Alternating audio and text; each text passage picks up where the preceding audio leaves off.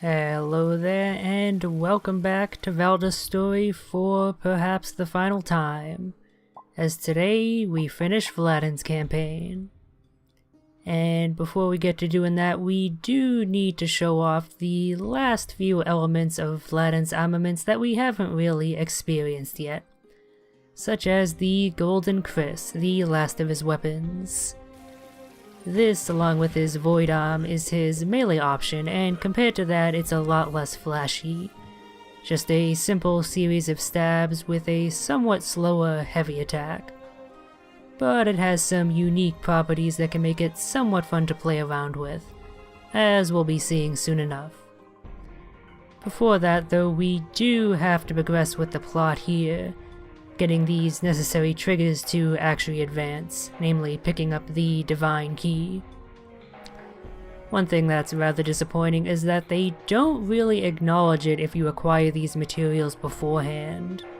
It just cuts straight ahead to the normal dialogue, and that's kind of disappointing. It really wouldn't have been much effort to do that either, just a few extra text boxes, so I guess the developers just didn't think of it.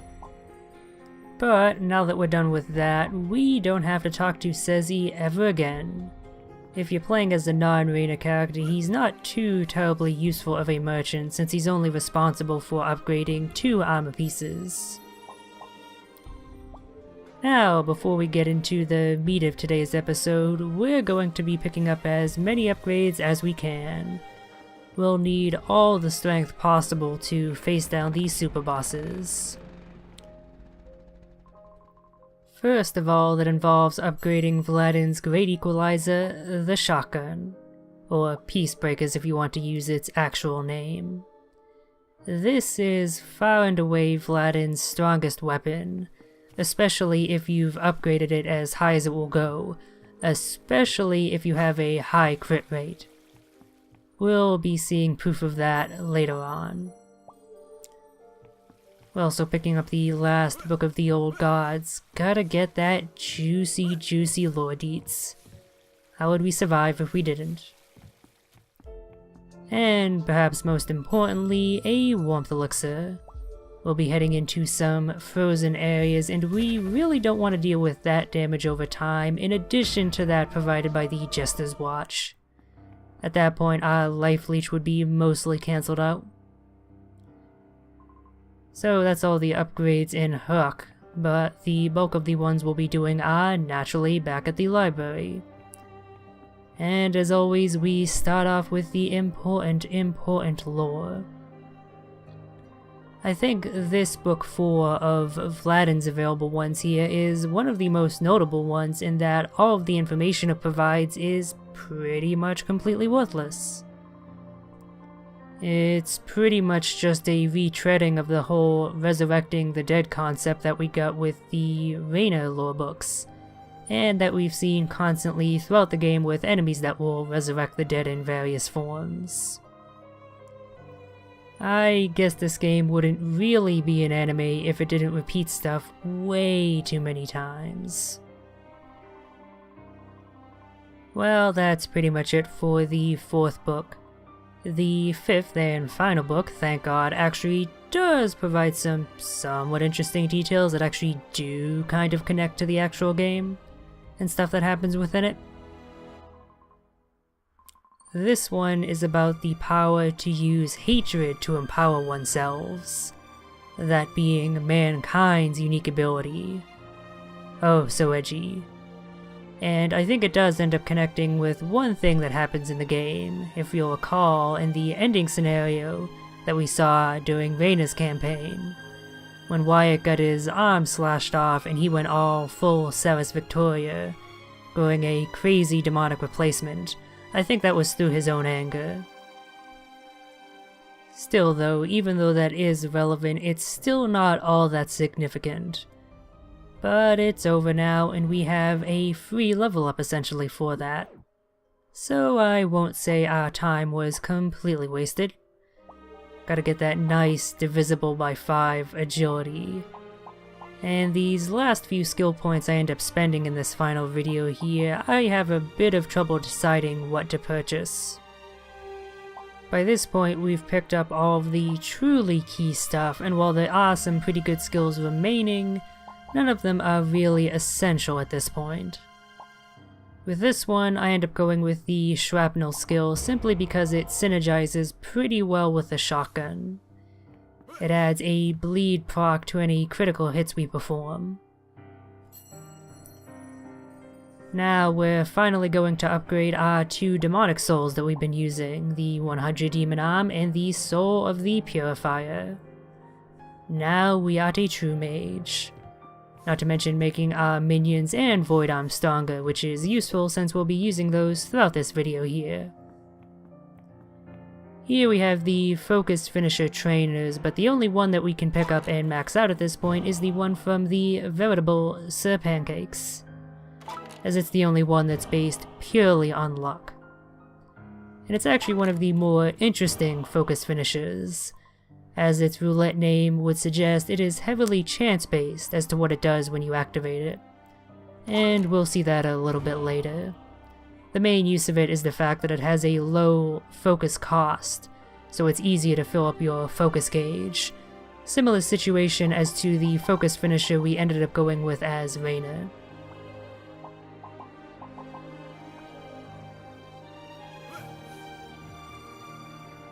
Sadly, Davian and Cynthia don't really have anything else especially worth offering us at this point. The Jester's Watch is just too good for a luck focus build. But we can at least pick up some last few bits of training from our main man, Demon. None of these are especially critical, but having that boost to critical damage is certainly useful since we kind of ended up being an unintentional crit build. I forgot just how ridiculous the stat bonuses you got as a pure luck build with the Jester's Watch got. And for our final upgrade here, we'll be ascending our weapons as high as they will go. As I mentioned previously, Vladyn's firearms are very dependent on upgrades to actually stay competitive. Sadly, we're missing a few materials to max out the Doombringer and Long Gun, but we can fix that later. For now, let's make our way through the hollow here to take down the Eye of Alagath.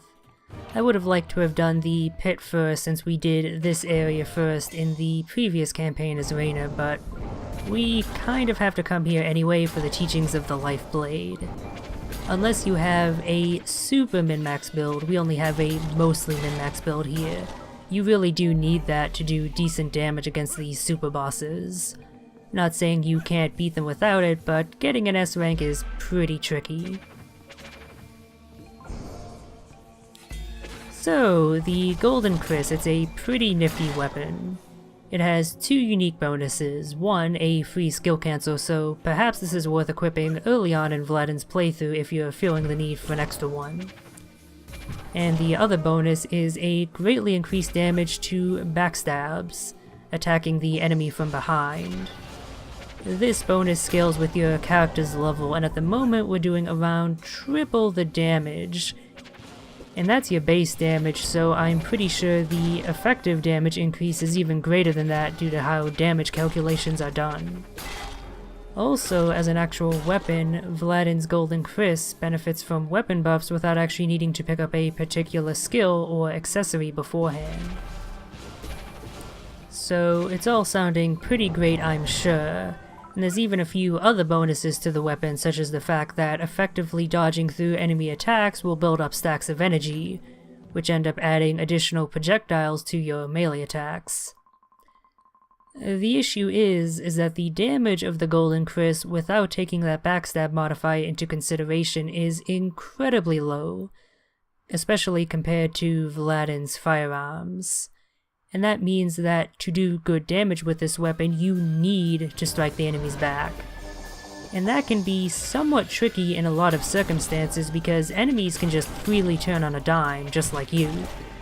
One of the disadvantages of existing on a 2D plane, I suppose. Against Abigail here, it's not too hard to actually always strike her back.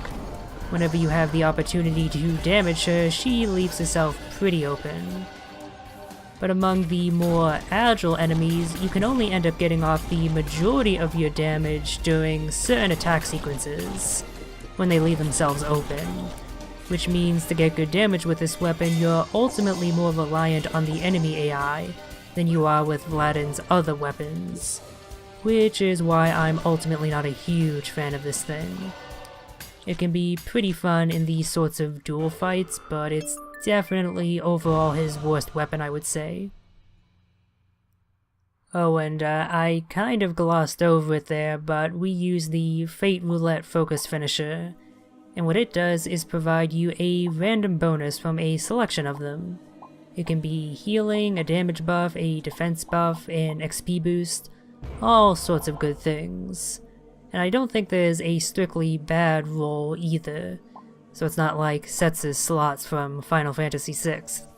Though, thinking about it, it would be pretty cool if there was an option that could either kill any enemy that you're facing, even bosses, or yourself, without the option to resurrect with one of those potions. I love that sort of ultra high risk gambling stuff in video games, mostly just because having the ability to save as the player of the video game kind of gives you a ridiculous advantage with regards to that. Anyway, having taken down Abigail, we now go after the Eye of Alagath.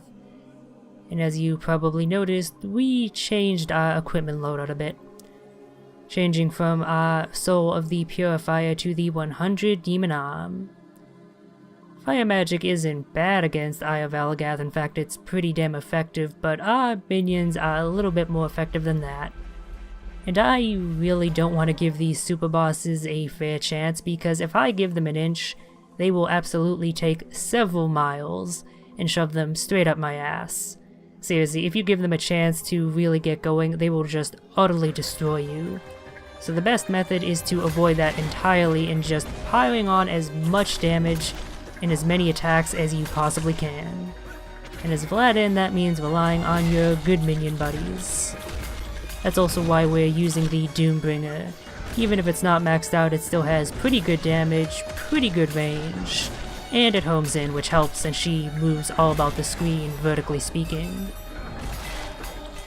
Despite all the bullshit going on the screen and me getting hit a bunch, we still end up getting a pretty good score as a result. Apologies for not showing off the fight in a more proper sense this time, but again, if I were to try and do that, we'd be here all day, and I would have gotten a much poorer score.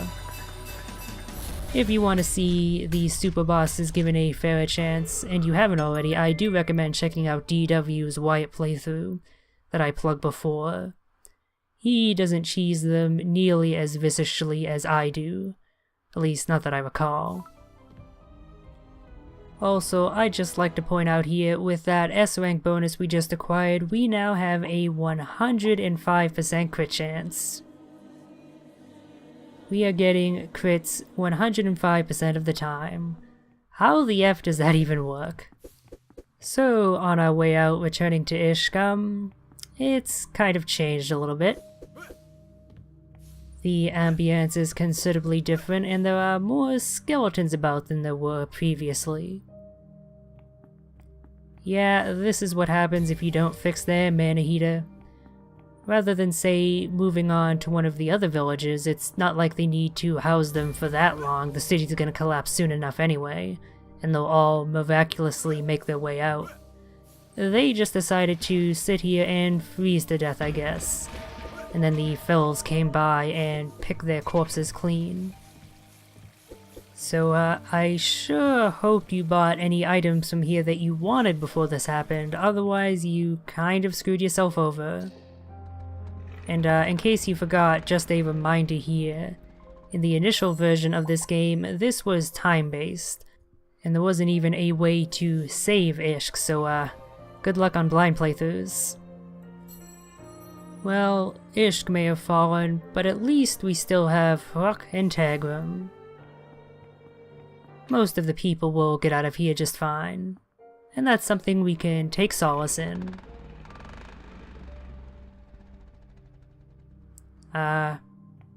Who changed the town jukebox? And where did everyone go? Are they having like a party on the outskirts, or... I mean, I don't dislike what's currently going on per se, but I'm just a little bit worried. Their mana heater seems to be fine, so surely they can't be dead. Who could have caused that?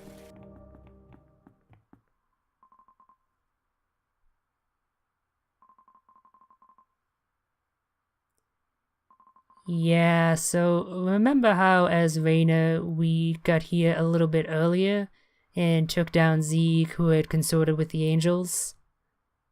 This is what happens if you delay in that. He kind of has everyone in the village sacrificed to Alagath to save their souls in lieu of their bodies. Zeke is kind of a prick. It does give us some extra backstory on Vladyn here, though. Despite sacrificing all those people, Zeke isn't any stronger than he was previously, though. I feel that's a bit of a missed opportunity. There could have been a bonus boss fight if you chose to do this. Fighting Zeke, say, throughout the entirety of Tagrim? Or at least in one of the larger maps. That's actually a really cool concept, and it's a shame they never considered adding that.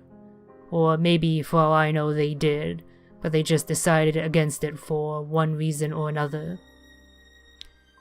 It certainly would have been a more interesting bonus boss than some of the other ones we got. I'm not talking about the super bosses, I mean ones like Abigail, that one assassin demon whose name I can never remember, and that weird jellyfish thing. It would also give a mechanical reason to fail to save Tagrim, which would give a bit more replayability. But it is what it is, this game isn't receiving any more updates, so that's definitely not coming in the future. And that's it for that plot event, so let's head on to our next mainstay, and make our way through the pit. As we gave the soul of the Purifier its last great hurrah in the Hollow, so too will we do so for the Ice Soul here in the pit. It actually combos especially well with the Golden Kris here. One aspect of the Frozen Affliction that I don't think I brought up before is that when you break an enemy out of that state with a physical attack, that physical attack does bonus damage. I think 50% more. So with the ice buff applied to the weapon, you can stab them from the front, freeze them, and then have free reign to get behind them for your powerful backstab. This actually mostly solves the issue I mentioned of it being sometimes very tricky to actually get behind the enemy to do decent damage with this thing. Still though, even with that in mind, I'm not a huge fan of the weapon because of the fact that you need to do that, rather than just spamming attacks. With Vladyn's firearms, all you have to do is spam the heavy and you're golden. But with a golden weapon, you need to put in a lot more effort. And I don't like putting effort in my video games. That's why I'm such a fan of the Elder Scrolls games. What? Why are you looking at me like that? Okay, randomly shitting on Bethesda Softworks aside, that's the last time we'll be using the Golden Kris here. Perhaps someone else would be skilled enough to take down these super bosses with it, but that person is not I. As we use the Doombringer to good effect against the Eye of Alagath, so too will we be using the Esperanza Long Gun to good effect against the Eye of Morgato, and bringing along our buddies as well. It wouldn't be right if we didn't give them another chance to shine. I'm sure they're excited to tear into their former demon lord, or at least one of her avatars.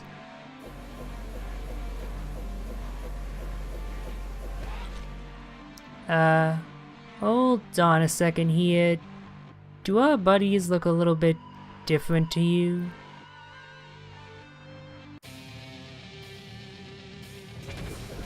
Yeah, so if you try and bring your demonic minions into this fight, the Eye of Morgato just hijacks them from you. That's a really cool interaction that not only makes a lot of sense, but is probably gonna catch you by surprise, especially if you've been relying on them a lot up till this point. Fortunately, we really don't need them at this point to take down these super bosses, especially not when we're using a sniper rifle against a melee combatant.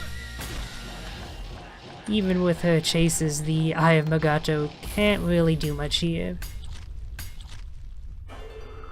Again, apologies for not giving this fight a proper showing, but if I did that, we'd be here for the next 5 minutes. And this video is long enough already. I'm sure there are plenty of videos you can look up on YouTube giving a better showing of the fight, if you're so interested. Oh, and on the off chance you were wondering, no, there is no equivalent to this scenario for the Eye of Alagath, because there are no angelically aligned minions, which makes the decision to make the light affinity bonus the minion power boost even stranger. And it was already a pretty boneheaded decision. So, just skipping ahead, here we arrive at the Hall of the Fallen, this time armed with the Peacebreaker. I want to show off just how massively overpowered this thing is before we actually get in to fight Vladyn. Mainly because I actually do go a little bit easier on her, just because I am somewhat confident at avoiding most of her attacks, at least compared to the two eyes. But yeah, Vladyn's shotgun is, for my money, the strongest weapon in the game, just period. This is the case even if you don't have a build specifically focused around it, but if you do, any build with a high crit chance essentially, it just shits out damage. We don't even have a build that is specifically min-maxed for it. There are a few accessories and gear that go a little bit better with it than what we have currently. Namely the Tunnel Vision accessory, which ends up building up stacks of armor and spell ruin the more times you hit an enemy without being hit yourself. Since you get 3 hits per shotgun blast, you can build those stacks up insanely quickly, to the point where you're basically ignoring the enemy's defense entirely, and thus doing around a third of their health bar per shotgun blast. And I'm not exaggerating, I have seen that kind of ridiculous damage done with this thing. The Tunnel Vision accessory, by the way, is one of the ones that you can purchase from the Execution Hall, so maybe make sure to save that place from the Yeti.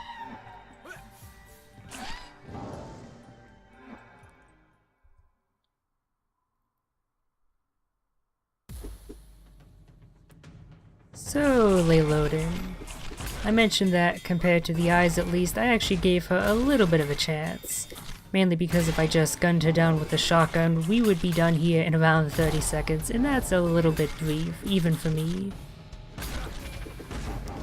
And doing so actually gives a pretty good emphasis on why you don't want to let the super bosses gain any traction. Because despite the copious amounts of life leech that I have, and my ridiculous damage output, and even the minions helping tank a lot of her hits for her, she still ends up getting quite a few good licks in. Especially during the latter parts of the fight, she just spams all sorts of ice and fire projectiles, never giving up, not even for a moment. If you don't have a good source of range damage, it can be difficult even to get in and actually start damaging her HP bar. Oh, and if you don't stunlock her when she gets to around half health, she'll end up summoning a minion of her own, a lion companion, who has around as much health as she does, and will not go away until you extinguish all of it. Even if you end up progressing the fight to the second phase, that lion will still be running around being a huge nuisance.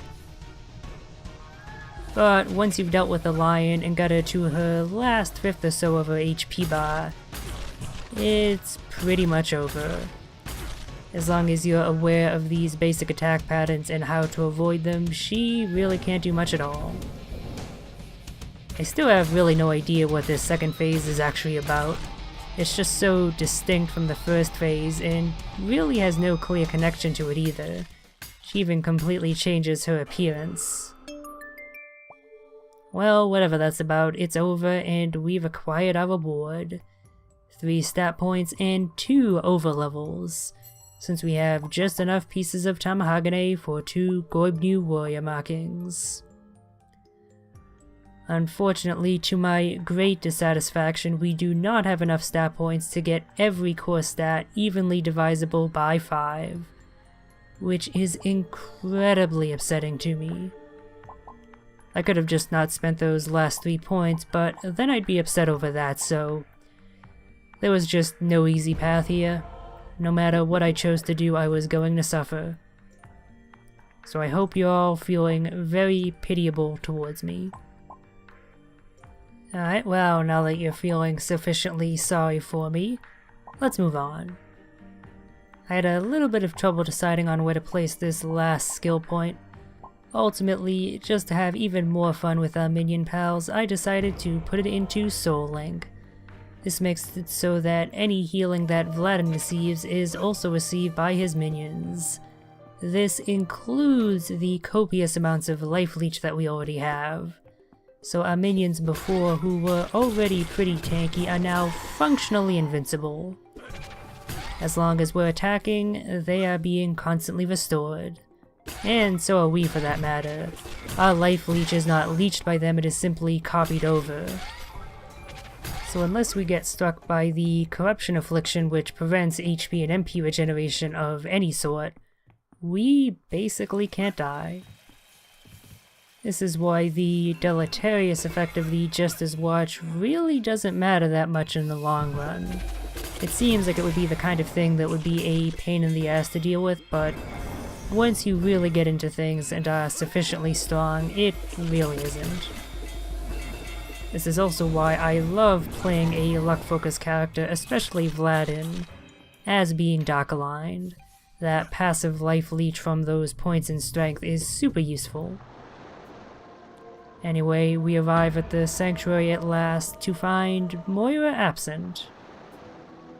That's rather odd. She does have a specific sort of trigger, but it's not like we've missed anything.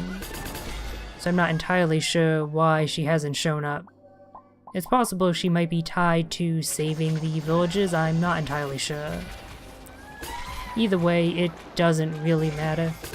We weren't going to be using the Life Blade anyway. No, we've brought back our good old pal Kudir. We haven't gotten a chance to show him off at his level 3 strength, since we've upgraded the 100 Demon Arm Soul. I'll just say right away, it's not as impressive as I'm kind of making it out to be. He is stronger, but his damage does not scale up as much as the enemy's health does. So as overpowered as he was early on, he's not amazing here. Still useful though. In this room in the sanctuary, we platformed over the top, which is the way that you're intended to do it. If, however, you take the lower path or you make a platforming gaffe and drop down, you're kind of stuck in the pits here. You're not intended to make your way back up, but if you have enough platforming abilities and that fucking jerk on the ceiling doesn't be an asshole, you can end up making your way up anyway.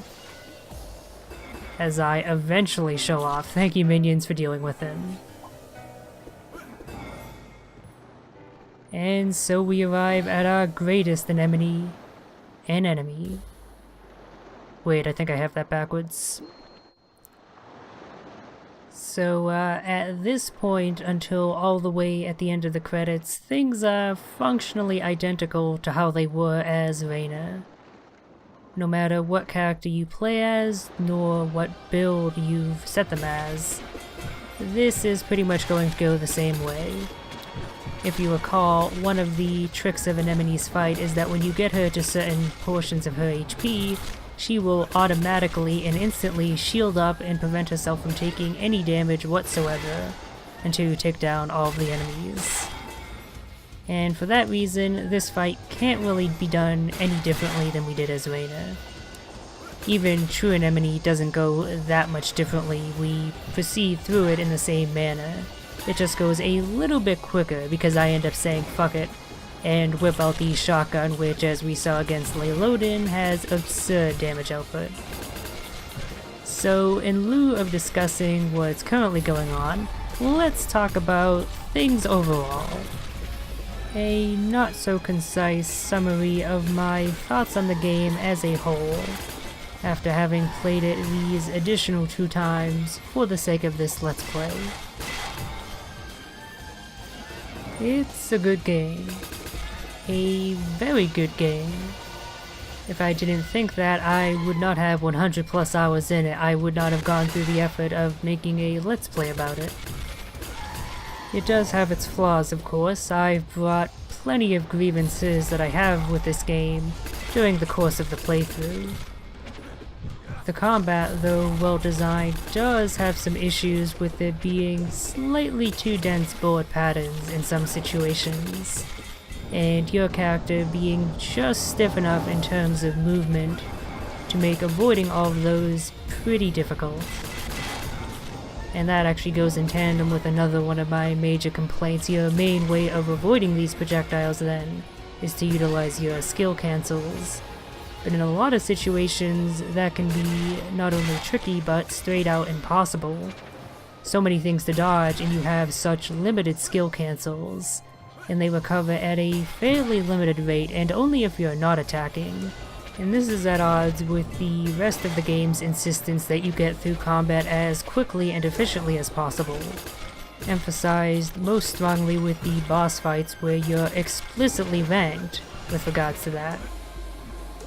For what it's worth, some characters do have a skill that allows you to slowly recover your skill cancels via other means. Vladyn, for example, has one deep down in his sentry tree that makes it so that if you have a long combo, you'll actually end up recovering your skill cancels anyway. But I think that should have been just a main feature, and not a skill that is limited to certain characters only, and buried so deep in the defensive tree that as most builds, you're probably never gonna even unlock them. Still though, as many issues as I have with the combat, it is overall pretty damn good. It's always fun, there's a lot of variety, each of the 4 characters have a variety of distinct playstyles. And if you make the most out of these differences, each playthrough that you do will end up feeling distinct. So, all in all, if I were to give this game its own combat scoring, I would give it a solid A. Not perfect, but very, very good. And though the particulars differ, I would give a similar scoring to the exploration and the platforming that the game has. So that's pretty much all of the aspects of gameplay covered. Let's discuss the story. Just in time for a story info dump from Valdis here. The initial part is the same Reigner reveal as we had last time, but because we're playing as Vladyn, we get a little bit of additional information after that. One of the nice things about playing as a non-Reigner character here. The story of the game is not great. It's not awful by any means, it just feels perfunctory in most instances. You have a wide variety of characters, and they do have a certain amount of characterization, but not really any emotional depth, or anything really to get you seriously attached to them. So when you end up having sad scenes like Adeline discovering that everyone in her village was sacrificed by Zeeg, it just ends up coming off feeling very hollow. Along with the story, we have the lore elements, the backstory to this world that we get throughout the game via the books and some various conversations with NPCs. And I think I've made my thoughts on that matter pretty clear by now.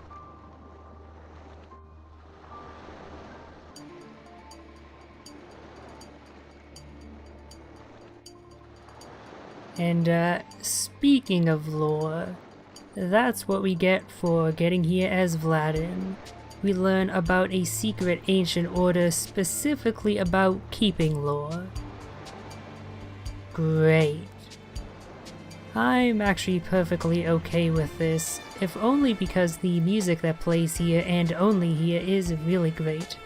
It's one of my more favorite tracks from this game.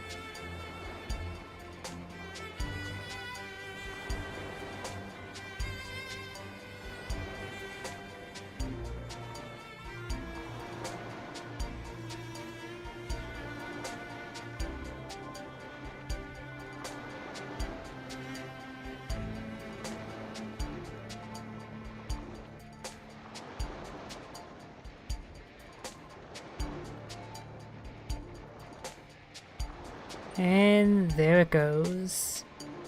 I guess Valdis was doing double duty as the jukebox here in this area, considering the music stopped when she died. So it's time for that escape sequence again. Proceeding through it is 100% identical as to how we did so as Reyna, and that's definitely a little bit of a disappointment.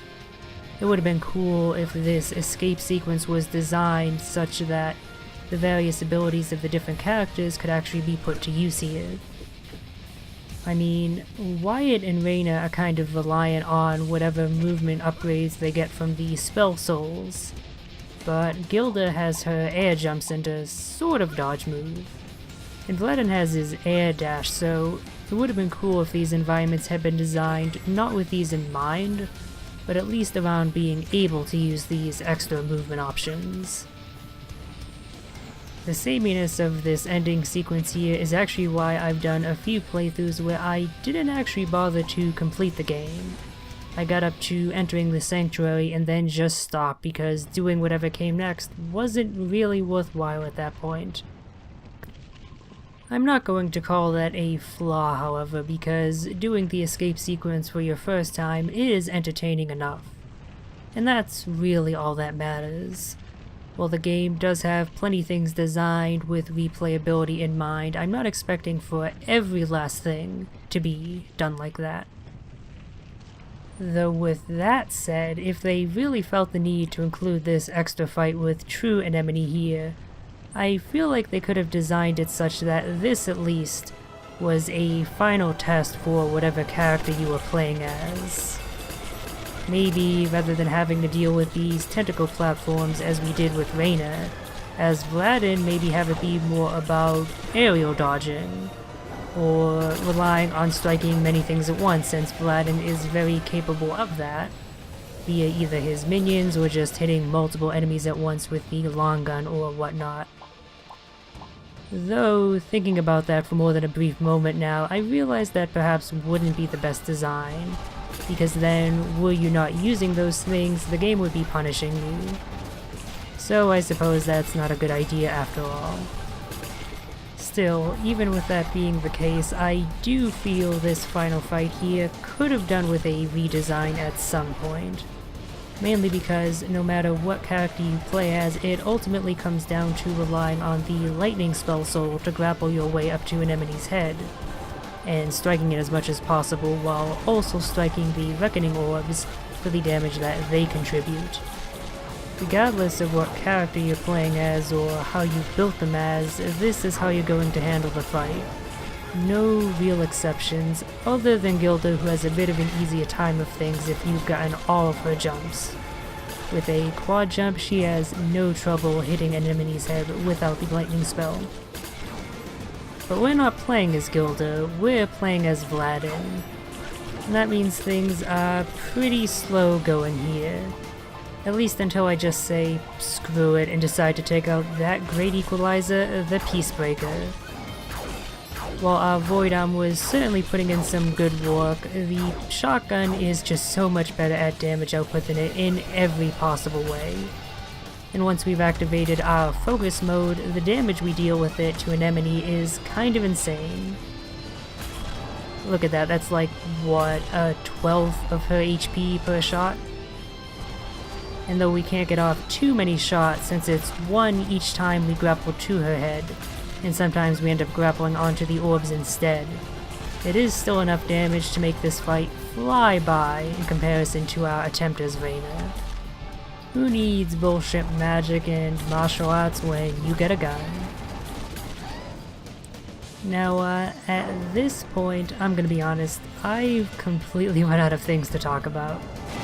So, I'm just gonna leave you be and let you enjoy the rest of the true Anemone fight and the credits on your own. If you don't feel like doing that, that's fine, but before you go, I want to say two more things. After the credits, there is a bonus cutscene that is different from the one we got as Reyna, showing what he's up to in the aftermath of the game. And along with that, once we get to the scoring screen at the very final end of this playthrough, there is something I want to bring up, so if you're not interested in the true Anemone fight and the credits again, skip ahead to that. It's like a few minutes away from the end.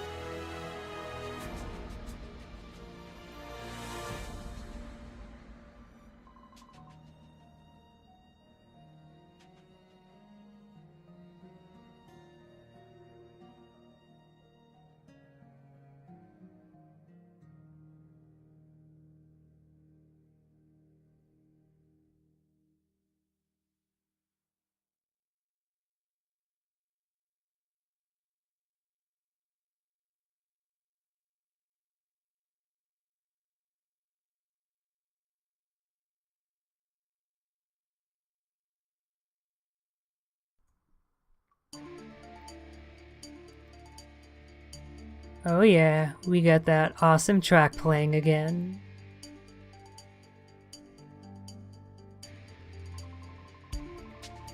I don't know if it's just me, but this whole setup of Vladyn looking for these ancient knowledge keepers in a desert reminds me very much of a similar situation from Avatar. The Last Airbender, not the James Cameron movie. This playthrough was actually the first time that I ever saw this cutscene because I always just skip completely past the credits when I actually beat the game as Vladyn before. So getting to enjoy this music for the second time was a pretty pleasant surprise for me. And this cutscene is interesting because it seems very sequel hooky. And since it's part of Vladyn's campaign, it was added at the latest parts of development in this game in the last few updates. So that actually makes me think now that maybe Endless Fluff Games are planning on having a sequel to this at some point. A sequel with Cthulhu's, apparently. But with that, we are done here. A much worse ranking than we had with Reyna because, I kind of forgot to fight that jellyfish bonus boss. Whoops. Don't worry though, we will likely get a chance to see it again because this isn't the final video of this playthrough. There's going to be at least one more as I show off the Heaven or Hell arena, so look forward to that.